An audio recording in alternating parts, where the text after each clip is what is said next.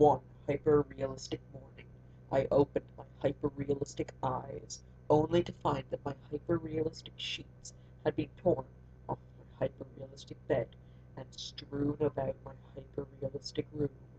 I decided with my hyper-realistic brain to jump out of my hyper-realistic bed to find the cause of this, only to notice that when my hyper-realistic feet touched the hyper-realistic carpet, it was damp.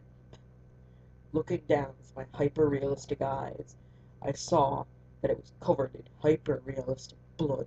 I opened my hyper-realistic mouth, but hyper-realistic blood started to pour out, and my hyper-realistic eyes became filled with hyper-realistic blood tears. Due to the massive loss of hyper-realistic blood, I died, and then a hyper-realistic skeleton popped out.